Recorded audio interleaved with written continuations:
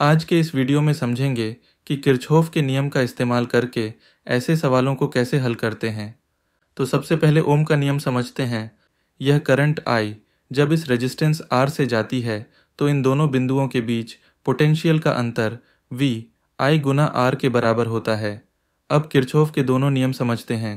Kirchhoff का पहला नियम या जंक्शन नियम, इसमें किसी जंक्शन पर जितनी करंट आती है उतनी ही बाहर जाएगी। जैसे यहाँ I1 प्लस I2 बराबर I3 प्लस I4 या फिर I बराबर I1 प्लस I2।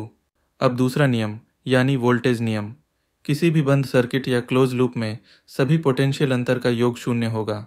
मतलब जैसे यहाँ V1 plus V2 plus V3 बराबर शून्य। अब इस जानकारी से समझते हैं कि ऐसे सर्किट वाले सवालों को कैसे हल करना है। तो मान लेते हैं यहाँ से करंट I निकली, यहाँ पर पोटेंशियल ड्रॉप IR1, ये करंट आगे बढ़ी और दो भाग में बांट गई I1 और I2। अब यहाँ पर पोटेंशियल ड्रॉप I1R2, यहाँ पर पोटेंशियल ड्रॉप I2R3। अब ये दोनों करंट यहाँ जंक्शन पर मिलती हैं और मिलकर I करंट बन जाती। इस तरह I बराबर I1 प्लस I2। अब पहले इस वाले लूप को देखते हैं। अगर हम इस दिशा में आगे बढ़े तो यहाँ IR1 प्लस I1R2 और अब यहाँ बैटरी का नेगेटिव टर्मिनल तो -V1 बराबर शून्य। अब इसी लूप में हम अगर इस दिशा में आगे बढ़ते तो हम इसे ऐसे लिखते यानी -I1R2 -IR1 प्लस V1 बराबर शून्य। यहाँ ध्यान रखें, जब भी करंट के विपरीत दिशा में चलेंगे तो माइनस साइन लगाएंगे। अब इस लूप को देखते हैं। IR1 plus I2R3। अब आगे बैटरी का पॉजिटिव टर्मिनल है तो प्लस V2 और अब यहाँ बैटरी का नेगेटिव टर्मिनल है तो -V1 बराबर शून्य। अब इन तीन समीकरणों की मदद से ऐसे सवालों को हल किया जा सकता है। अब एक उदाहरण समझते हैं। जैसे इस सवाल में हमें I1, I2 और I3 का मान पता करना है। तो यहाँ से हम देख सकते हैं कि I1 और I2 मिलके I3 बना रही, इसलिए I1 प्लस I2 बराबर I3। ये हो गई हमारी पहली समीकरण। अब इस लूप को देखते हैं। यहाँ 5I1 प्लस 2I3 माइनस 12 बराबर शून्य।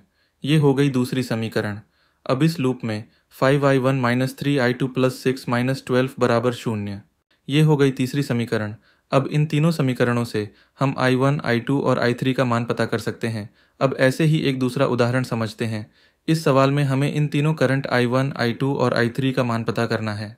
तो जैसे इस जंक्शन पर हम देख सकते हैं कि I1 करंट I2 और I3 में बदल रही है, मतलब I1 बराबर I2 प्लस I3। अब पहले इस लूप में किरचॉफ का नियम लगाते हैं। तो 2I1 plus 1I1 plus 1 plus 2I2 minus 2 बराबर शून्य।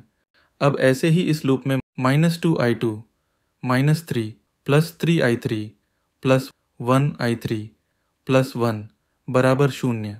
इस तीनों समीकरण से हमें I1, I2 और I3 का यह मान मिलता है।